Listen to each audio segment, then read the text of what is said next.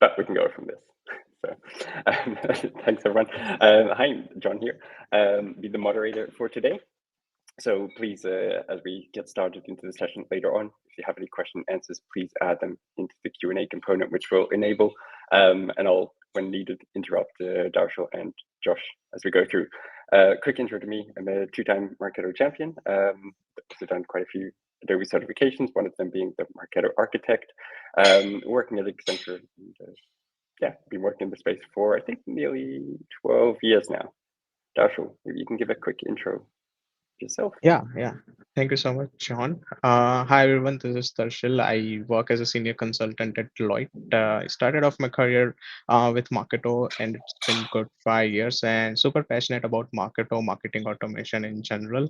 And I am a two times Marketo champion and champion of the year 2022, multiple times certified architect expert, and I love integrating stuff, be it custom integrations, be it native integrations. I love managing the martech stack and ensuring the data flows from one system to the another system, in very streamlined manner, be it using REST APIs, webhooks, everything.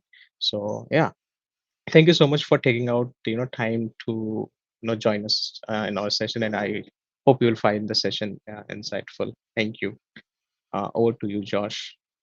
Sure. My name is Josh Arrington. I'm partner and chief marketing technology officer at Capturol. I've been working with Marketo for 13, almost 14 years.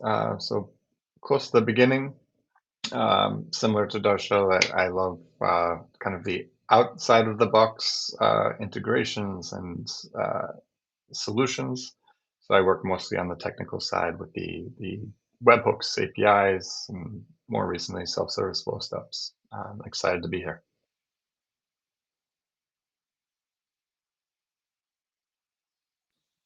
Super. Thanks, Josh. Thanks, Darshil. Just a quick agenda for today. So introductions already done with. I'm going to go through just a few quick housekeeping things for our mug meeting, and then we'll get on to the content that everyone is here for, which will be looking at APIs, how they're different to webhooks, some of the basics about the webhooks and how to set them up with configuration.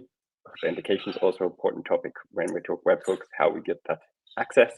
Some use cases, some nice things coming there, the tips that Darshil and Josh have come up with over their years of working with webhooks, and also good to be aware of the limitations. And then at the end, we'll have a more dedicated Q&A session, but I have also enabled the Q&A now. So if you have questions as we get to the content of the presentation, please feel free to post your questions there. So first, quickly onto these housekeeping. Again, if you've been to any other mug before, same rule applies, but let's try to keep this user-focused and a safe space. So no self-promotion in the mugs. We also, please don't contact anyone else that is in attendance without their prior consent to that. And if someone does share a use case or something that's a bit personal to either the company or the clients that they work with, please don't share that further without their consent. This mug is also being recorded, so just to let you know that it will be posted on both the page where you registered for this and the YouTube channel from the Marketo user groups later on. If you're not okay with being on the live recording for that, please feel free to leave the meeting now and then find the recording once it's posted on one of those two locations. Also, if you want to stay up to date for any more of these deep dive, we've got a few more scheduled coming up. I think there's at least one a month for the rest of the year. Please make sure that you are a member of the Adobe deep dive mug, as well as maybe the local mug or any others that you are subscribed to. That means you'll get the notification when a new event is posted there. And just some quick other upcoming opportunities. One, there was a webinar last week, I think it was, that talked about how to become an Adobe champion. I think we all mentioned in our intro that we are an Adobe Marketo Engage champion this year. It's how we got invited to present on this topic. So if you're interested to following in our footsteps, there was a great session presented by the program managers from Adobe on this topic last week. It tells you all about the program, what eligibility looks like, what's involved, what the commitment is from your side. So you can watch that recording here as well, or find it on the MUG website in looking at the past events. We also had a request from the adoption and retention team. They're looking at some user research into understand better the marketing practitioners and how you use Marketo. What's working well, what maybe challenges or pain points you're facing. So two very quick ways that you can interact with that. We'll put these up again at the end for those that want to focus on the content now. But one is just a quick survey, and the other is if you'd like to have a lot more feedback you might want to share, feel free to also use the other QR code and schedule an interview with the team. And very quickly looking at some of the other upcoming events that we have today.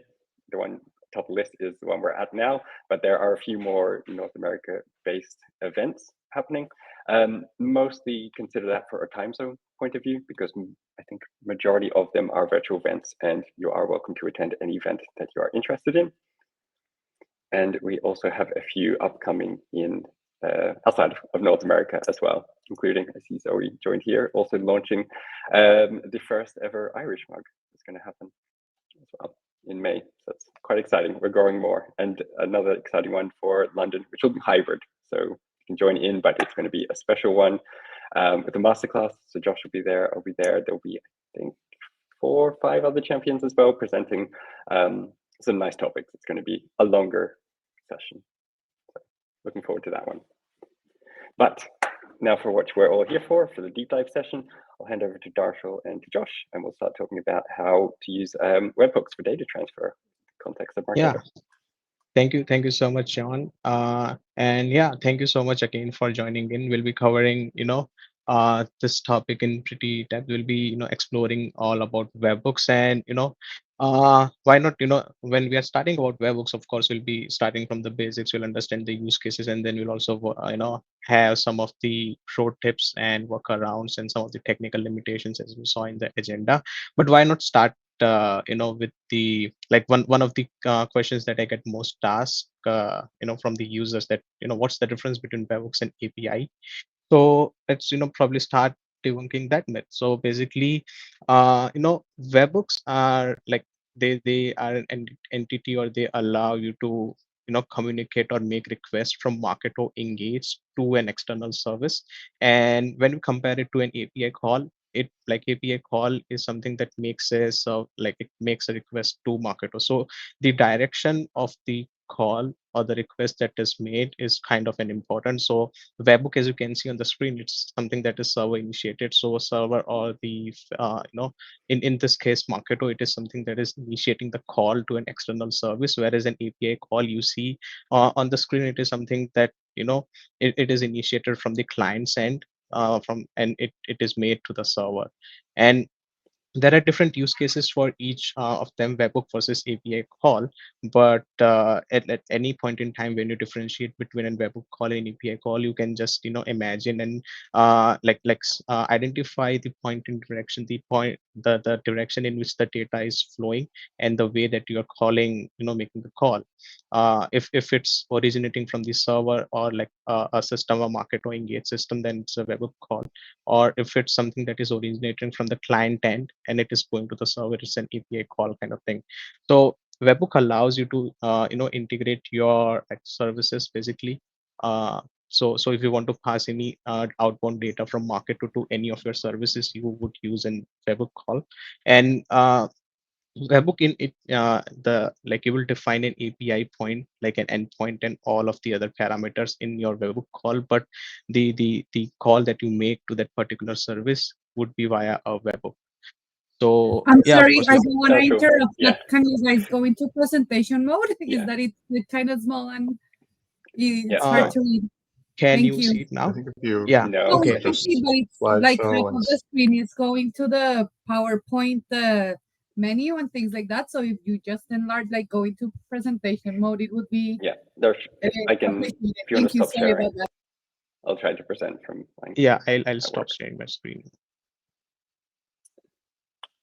And I'll just add, they are separate webhooks and APIs, but they can be used together as well. So you can trigger a webhook that then calls a service that uses the API to take another action within Marketo. So they can be used in conjunction too. Oh, that's much better. Cool. Yeah. Great. Thanks, John. So yeah, I'll continue. Yeah, but yeah, thank you, Josh, for adding that. And one more distinction is that the webhooks are kind of a stateless entity. So when I say stateless, I mean that data is not preserved from one call to another call. Any data that is being used in on a single webhook call, and the data that is returned as a response in that particular webhook call remains in its entirety for that particular webhook call. It can, of course, be transitioned to and like carried over to a different webhook call, but for that you need to have some different configuration. It's stateless. Compared to an API call, they are like you can have statefulness architecture. It's a possibility you can carry over the response that you got from an API call to a different or a subsequent API call. And there are workarounds when in when you can bring in the statefulness in the webhook calls, but there are certain workarounds, and we'll be discussing those towards the end. And one another parameter is that like the webhook call, it requires a web compatible service, a service that is listening for a webhook call from a server or a system that is a market to engage kind of system. You need to have that already in place. And the another distinction is that the kind of activities that you can do from one under the another. So webhooks allows you to transfer or have certain services performed via a third party services, whereas for an API call you can post updates. You can create an asset, for example, using the Marketo's asset APIs. You can post the lead update, create a lead, etc. So those are some of the distinctions between webhook call and API call, and I am pretty sure that these distinction will get clearer when we discuss more in depth about webhook, and yeah, in the subsequent slides.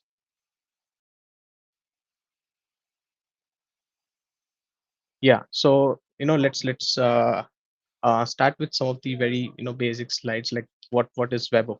So when we discuss about webhook, it like, of course, the word webhook, it's composed of like two words, web plus hook. So it allows you to create, it's a method through which you can hook multiple like web services together. You can integrate, you can connect the web services together. So for example, you have your Adobe Marketo Engage instance, you have another third party service that is performing certain like calculation, manipulation of the data that is in your Adobe Marketo Engage.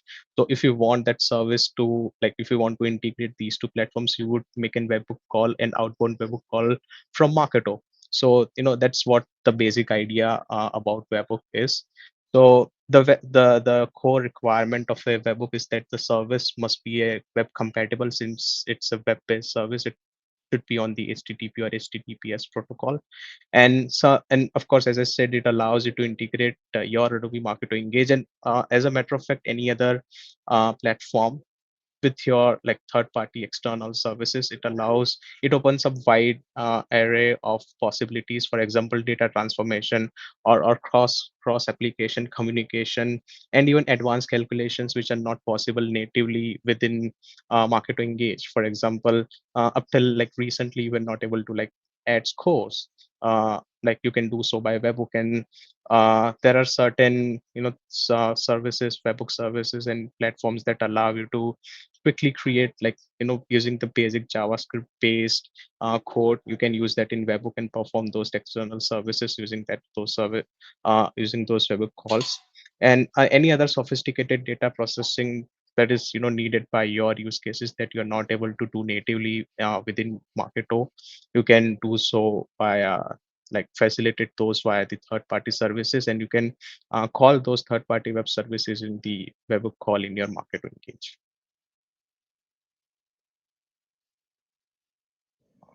Yeah, so like the first question is like how to use a webhook in Marketo. So in order to use the webhook in Marketo, you would want to go to the admin section. Then under the integration tab, you would want to select the webhook. And if you are creating a new webhook, you would want to select the new webhook option. And when you select the new webhook option, there are like certain configuration items and new dialog box that opens up. That is in the next slide. Can you move to the next slide? Yeah, thank you. So, this is the dialog box that you will see when you like when you create a new webhook. You would be, of course, asked to enter a webhook name. So any name that closely resonates with the service or with the kind of work that the webhook does, you can name it. And of course, there's an optional description, and then there's an URL. So this URL would be the point, like it will be an endpoint. It will be pointing to the service, third-party service to which you want to make a call from this particular webhook call flow step. And of course, in the subsequent slides, we'll see that you will call the webhook via a flow step in a campaign. But apart from URL, you would need to also add the payload. This is like if you want to send any outbound data to Marketo with this particular to this particular webhook call, with this particular webhook call, you are going to be adding that particular body parameters in the payload. And then you have the request type. Up until recently, there were like couple of request types that you can that you would allow, that you can like build it on the webhook. But then Marketo recently, not very recently, but yeah, like a couple of years back, they also added like few more service types, like request types, so you can now do delete, put, patch, get, and post operations using webhook calls. Then of course the encoding type, if you are like requiring any JSON or XML encoding type, you're gonna be selecting that. And then the response mappings.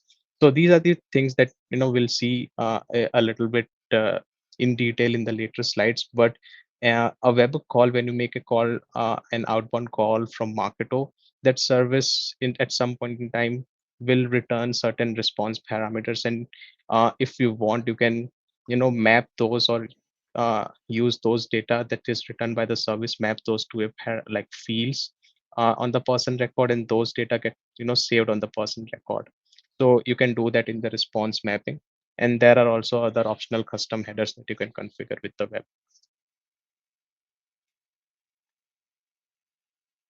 So sending data in a way, as Darshil mentioned, for simple requests, you can use a get request, and then just pass the parameters in the URL of the webhook.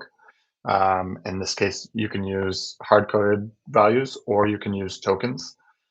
When you have more data, it probably makes more sense to use posts or one of the other services available. Typically, get and post are going to be your number one things to use. In this case, you can use JSON or XML. Both are accepted. Actually, I mean, you can put whatever you want, but those are the typical ones there. In this case, you can use all of the tokens you would in for a lead. So you can use all of the lead records, lead fields. You can also use program fields, program member fields, and program tokens. So the question is, which program are they going to come from? Whatever the program, the webhook is triggered from, it's going to pull the tokens from there. And you have triggered and system tokens available to you as well. So there's a lot of data that you can pass out of there. And it also gives you the ability to make these very flexible. So say you wanted to send out to a webinar service or some sort of event service and tell it which event someone's registering for. Instead of having to create multiple webhooks for each event, obviously that would be too much. You can just pass that as a token from the program or from the program member field, things like that. And then next, obviously, is once you send it out, how do you get the data back? And that's where field mapping or response mapping comes. Here, it can support JSON or XML. There's no limit on the number of field mappings that you can set up. So even if you have very complex and a large amount of data coming back, you can map all of those. The properties are mapped with the dot notation and array notation. So even if you have nested values in JSON or XML, you can get to them. Here you can see in the highlighted one in orange here, name.last name. So if you had a name object and underneath it you had last name, you could get to that with name.last name. And then to get to an array, if you had names, for example, you can use array notation, which is just your brackets, square brackets with the number of the item they get to. You can map to lead fields and also to program member fields. And this updates will only happen if the webhook service returns a 200 response code, and we'll get to later in the presentation how to detect errors in your response, how to avoid them, and how to make sure it runs smoothly. Yeah. Thanks, Josh. I can talk a bit about the authentication with webhooks. So basically, so let me start with the very basics. So when you are making an a call to a third-party web service, you would want to ensure that not everyone out there can actually make a call, like successful call to that service. Otherwise, you will get like bombarded with a lot of requests. So you would want some sort of authentication, be it very simple, like an API based, like a very simple token based authentication, to a very sophisticated or 2.0 authentication. But you would want some kind of authentication. You would not want to keep your third party web service or like the endpoint open basically. So like there are certain authentication that you can use with webhooks.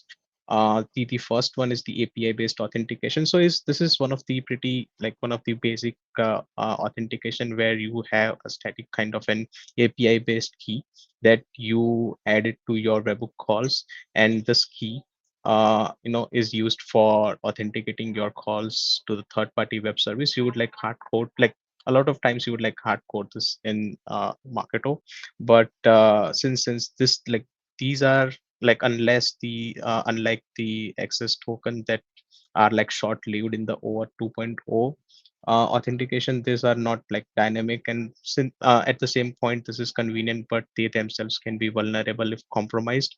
And then there's another authentication type, that is the basic authentication. So unlike the API based authentication where you had a single like a string, the basic authentication has a combination of a username and password, and you send the base, like these two parameters in the request header, and these are encoded in the base 64. So this is like a little bit more secure and little bit more uh, you know uh, uh, like it's better than the API based simple authentication. However, it still has its own vulnerabilities, since this is not dynamic and remains static. Next up is the OAuth 2.0 authentication. So this is the default like authentication that Marketo's REST APIs use. So people who would have used Marketo's REST APIs, they would know that Marketo uses the OAuth 2.0 based authentication. You have your client ID, client secret of an API user. You use that to generate an access token that is short-lived for 60 minutes, and using that access token, you authenticate your request to Marketo. So that is a gold standard, kind of like a pretty good authentication mechanism. So you can also have your third-party web services use the OAuth 2.0 authentication. It's just that earlier, if you remember, when I said that webhooks are like they are stateless entities, so the data that is the response that comes in webhook call 1, you might have to do certain configuration so that you can reference that data in your webhook call 2. So what that means is you can have like the first call you can make to get the access token, and then you would need to save that access token to a lead field, and or any other field basically, and use that access token as an input for authenticating your second access token. So this is a bit of course, it allows you to have your web calls very much secure. At the same time, when it comes to implementation, you would need a little bit of more setup, campaigning wise, to use this. And then there's custom headers. So you can add in certain headers that has the secret strings or tokens for verification. And of course, this approach offers flexibility, but requires proper management of the secret data as well.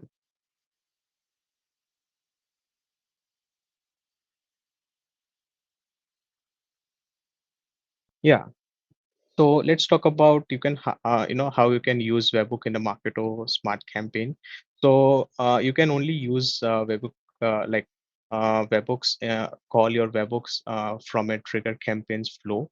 As of now, trigger batch campaigns do not support the webhook call, and then there's a workaround that we'll be discussing in towards the end, through which you can also call, like, make a webhook call from a batch campaign kind of thing. But yeah, so yeah, like I have also already mentioned here, that you can use the request campaign flow step from a batch campaign flow to call a webhook, from a batch campaign, a daisy chain, if you will.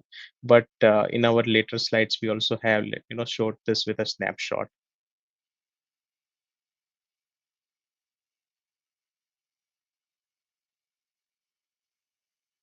Could you move on to the next slide? Yeah, thank you. I'll let Josh talk about some of the use cases where you can use webhooks. Sure. So if you have a non-standard CRM integration, or if you have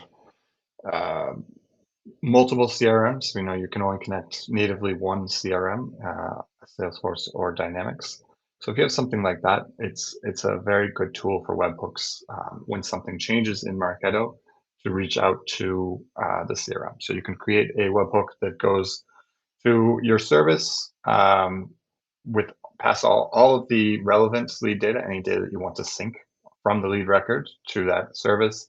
It can also pull the whichever CRM or external service that you want, maybe a CDP, and then compare those records, merge, and so that you can also not only update the CRM, but also pass back any updates that the CRM has for that record. You can do this bidirectional that way, or you could have a webhook that simply pulls the CRM and brings back any updates, or it doesn't need to be CRM or whatever service, pulls it and pulls back any updates, or just a push one. So it just pushes updates out. So whatever requirement you have for the external system, you can build it that way. Next, we have event management.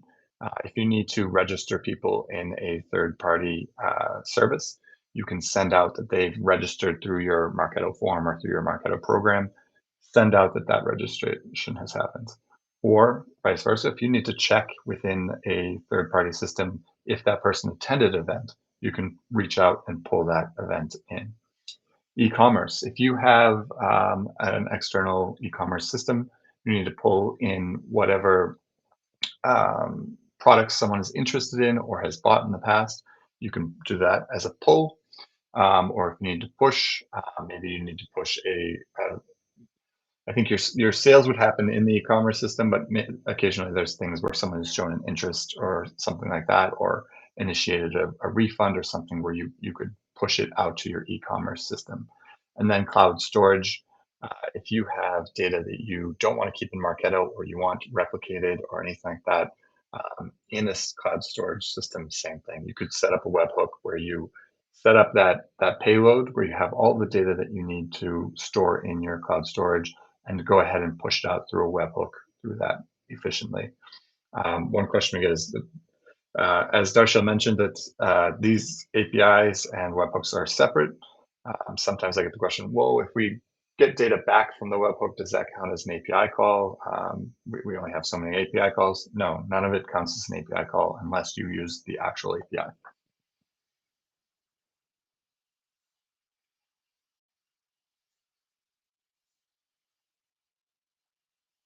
I'll continue. So some more use cases around marketing. For lead generation, you can trigger marketing programs based on lead actions. So whatever you need to push out, I've seen this for like PPC campaigns, things like that, where you need to, or promotions, where you need to trigger something in another system to tell it, okay, someone took an action. You can go ahead and do that. Sales enablement, you can send sales alerts. We've used it for SMSs, things like that, directly to our sales team to give them live updates about activities that are happening. Closed loop reporting. So oftentimes if you have a reporting system, especially if you have a live reporting system, getting that data back and getting it into that system as quickly as possible is very important. And then personalization, there are many ways to do this. We have print on demand, we have SMS, many different ways of you have another system where you need to get it the specific data from the lead record or the program member fields. You can set up a webhook and call it like that.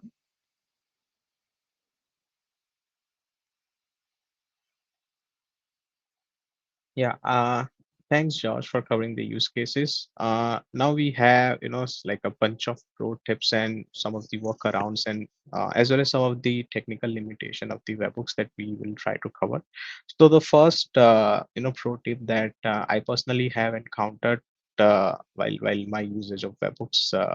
When I started with Marketer is like when you update a webhook, like when you already have a webhook and when you are like making updates to it once it's created, then like those updates do not get reflected. So for example, you had a webhook A, then you made certain, like you used it in your campaign, you made call, you return, like it returned some data, and then if you want to make an update, or like you are just testing, and then if you want to make an update, that update won't get reflected. Still Marketo, even after saving the updated webhook definition, Marketo would still call, like make a call with the stale or the previous webhook, like the definition and the configuration.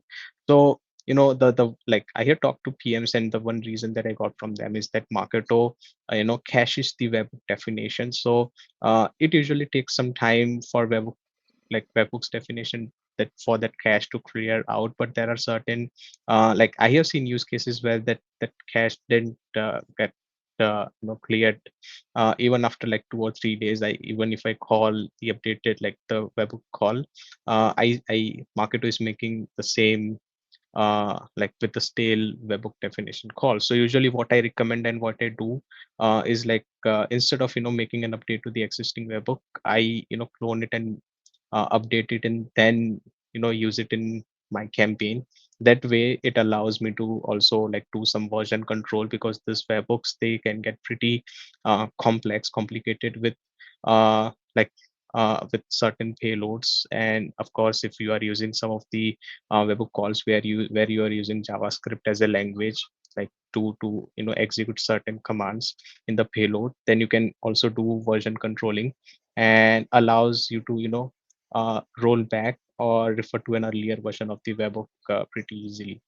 So yeah, so if you want to update in webhook, it's I usually prefer cloning and then making an update instead of making an update to the existing webhook, because that you can risk where market is calling the stale webhook configuration.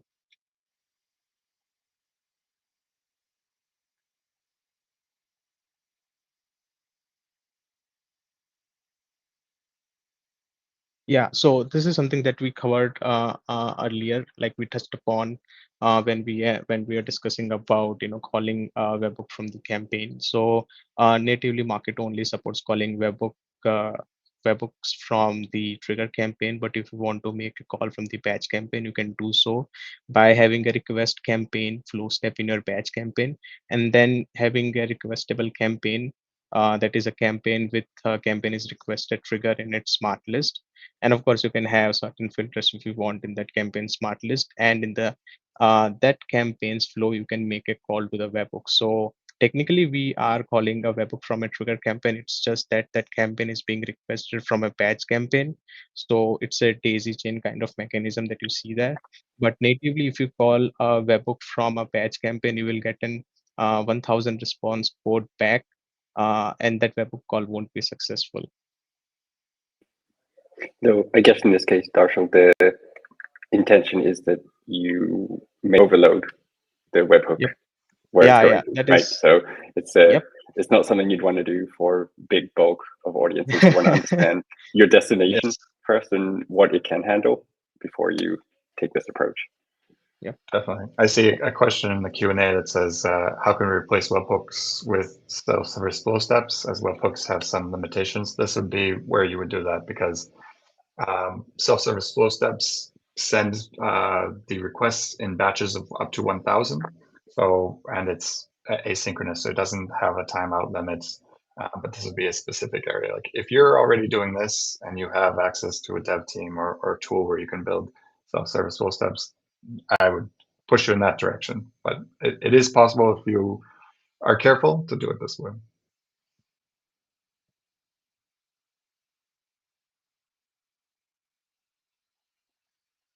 So error handling, as I mentioned, you want to make sure you're getting 200s back. 200 is just an HTTP all good status.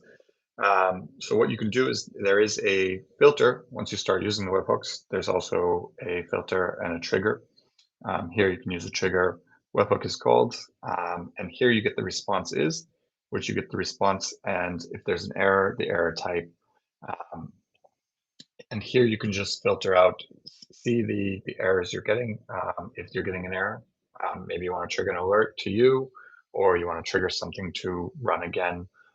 This is how you do it. This is how you trigger. You can run it as a trigger, as it's shown this way, or as a filter that you run maybe daily or something like that.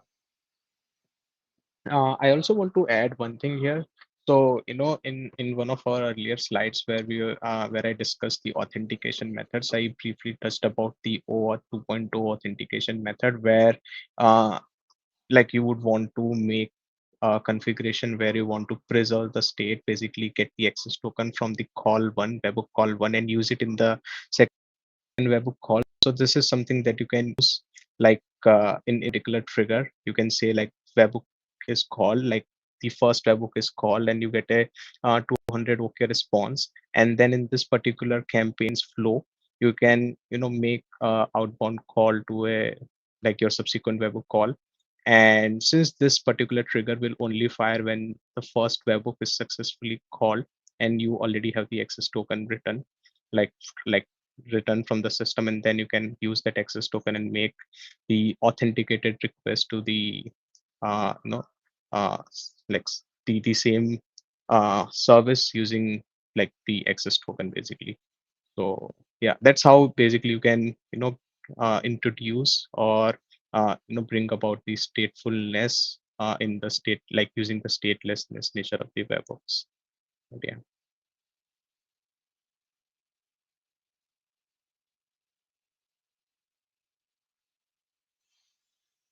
So continue with the error handling.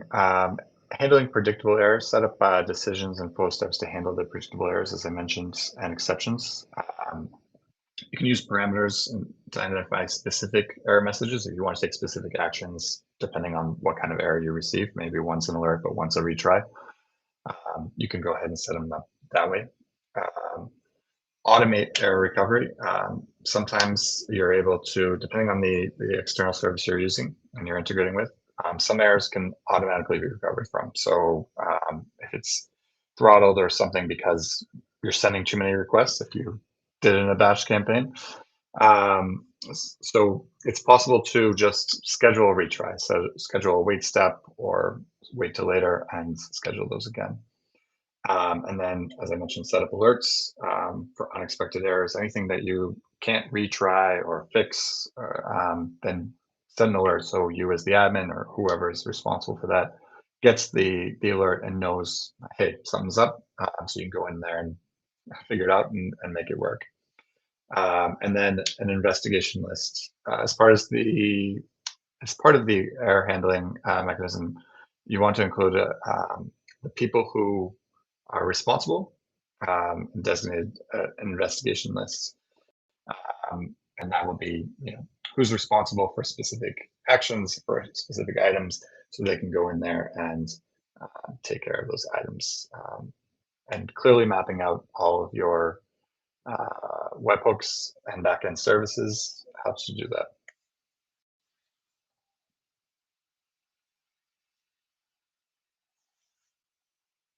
So as Darshil mentions, calling a webhook is only valid in trigger campaigns. Even though there is a workaround, I don't advise it. I've seen some messy things. Some servers go down and then trying to figure out, okay, which records did work, which ones didn't. It can be messy. In those cases, I would suggest self-service flow steps or maybe some other solution where you run it in triggers. It's one at a time execution.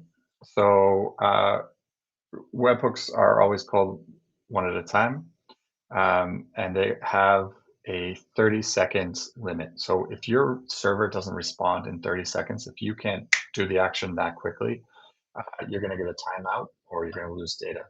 So it may be a case where you are expecting a response back, and even though you started the process on the server, if it doesn't give a response back to 30 seconds, it can take the action, but Marketo never finds. Marketo reports it as an error, a timeout, but it actually happened on the other end. So then you have two systems that can be out of sync depending on what service you've set up. Oh, sorry, I kind of skipped over. One at a time execution means because you're doing one record at a time. Some of you, I'm sure, have some massive databases in the millions. If you are running even 100,000 records through something and it's running one at a time, that it can balloon up on a time that it's taking to run that. That can slow down your system. It can definitely crash your backend. So just be aware of that and maybe find other alternatives or be a little more strategic about how you employ webhooks if that's going to be the case.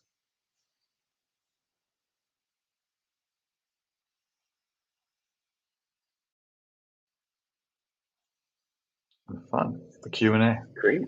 Yeah, so that was it for the main theory of on webhooks.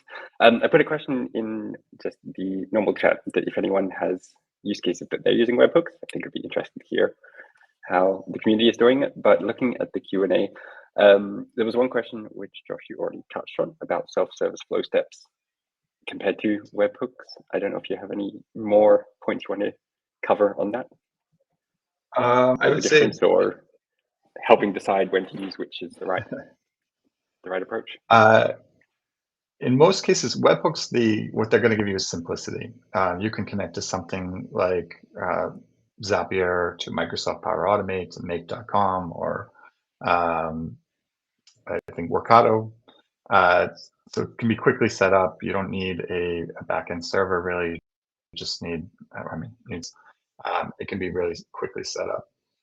Whereas self-service flow steps, they're a little more involved to set up, but they're a little more durable. They run in bulk. They are a little more reliable as far as, you don't have any timeouts if it's designed correctly.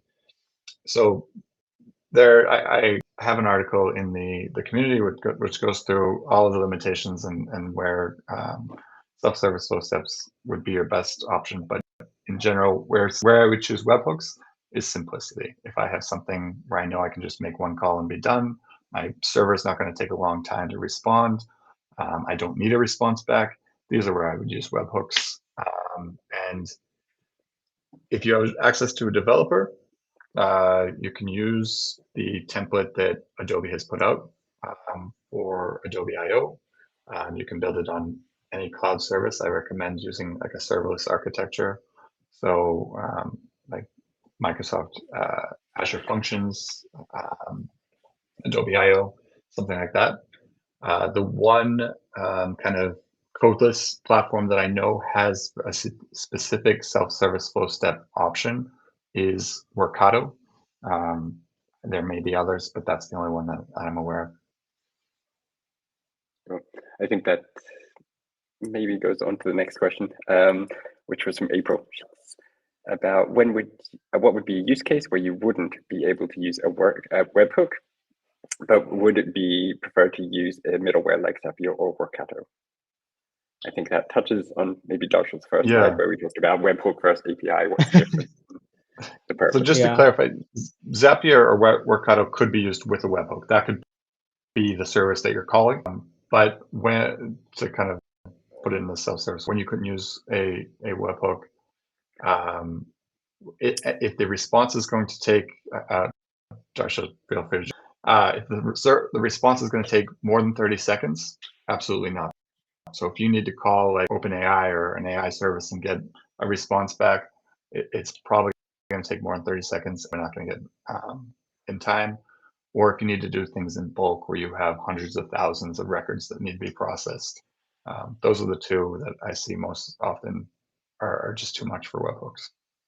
Yeah, and Yeah. those are great points. And to add on to that, certain times, I feel that the middleware Zapier Wakato, they kind of help simplifying integrating multiple platforms. So if you want to like compare that with a webhook, so you would not have the ability to make an API call to a certain service to a certain platform right there and then from Marketo. That, like for example, that particular platform doesn't have an accessible publicly accessible API endpoint for you to call from the webhook from Marketo. In that case, but however, if they have an if the Wakato or Zapier has an integration with that particular service or platform, in that case, you would not be able to use webhook, and you would want to go with the middleware like Zapier or Wakato. So, yeah, kind of adding on to that, anything like authentication wise, yep.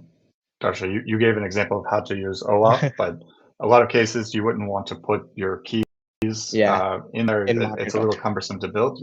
You can, but I would probably put that into a third party, and you can do that with a webhook still, but put it on the service.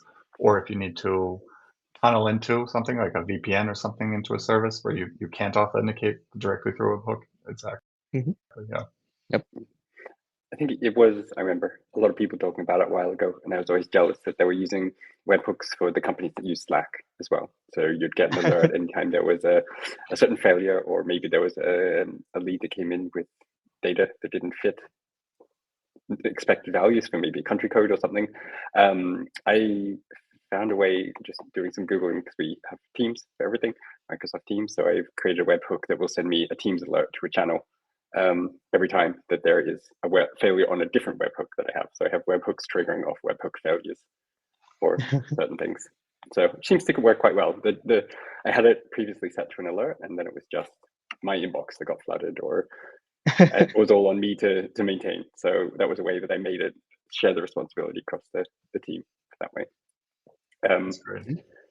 Yeah, I think other ways that I've used it in the past were also replicating a similar idea to interesting moments, but storing them externally. So we're using a webhook to post that to a streaming endpoint where we can send off the data after we generate it based on like another example given earlier.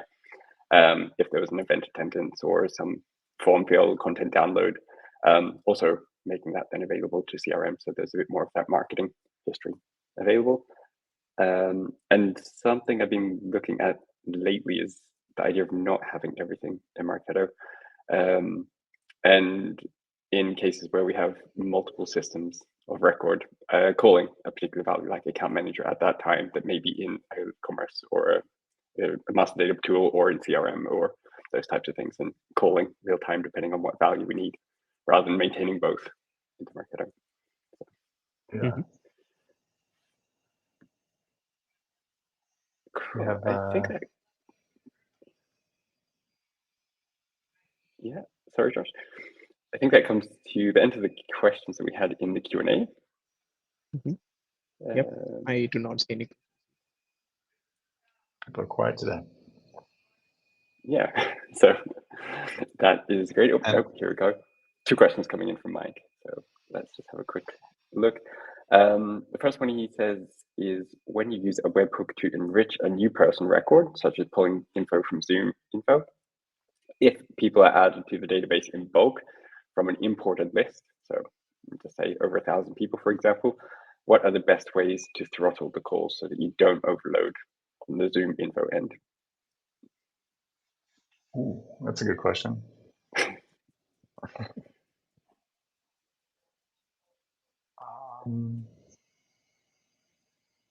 Darshil, any ideas? I would definitely jump to a self-service flow step for that, but Yeah, that's what I was thinking. Yeah, definitely jump to self-service flow steps where you can where you get more control than webhook, because if you have a trigger campaign that is just calling making an call to a webhook that then makes the call to a Zoom info, you would definitely flood your system basically with a lot of webhooks, like webhook calls. So yeah, I honestly would move to self-service flow steps. If you are seeing, a lot of similar incidents where you are importing records in bulk and then your system is getting slowed down, bogged down, you would want to move to the self-service flow steps instead of webhook calls. I would go that route.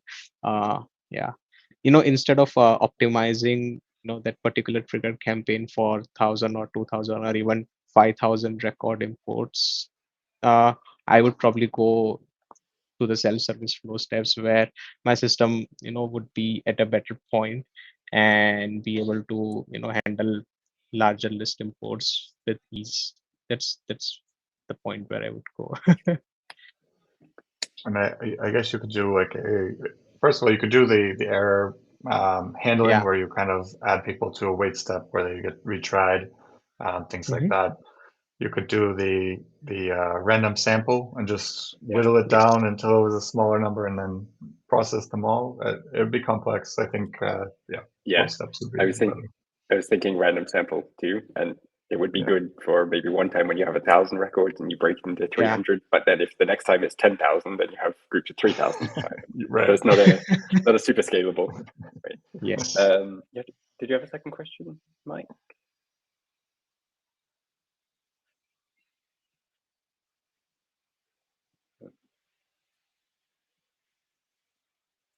Else, if there's no more questions, we're also almost at time, so we can.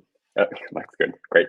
So we're almost at time, so I will just quickly move this. As I mentioned earlier in the intro, the Adobe Adoption and Retention team have a few, would like your feedback and input on things. So if you want to and have time to take a quick survey, please scan the QR code on the left and fill that in. Else, if you want to have a more in-depth chat, give some good feedback, please scan the QR code on the right.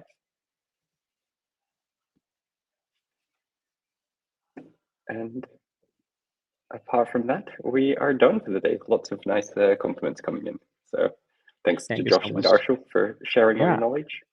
Thanks to Of everyone course. for Thank you joining. so much, so much, everyone, yeah, for this taking the time. was fun. Yeah. Thank you. Bye. Have a great rest of your day. See you soon. Thank you. Bye, everyone. Bye.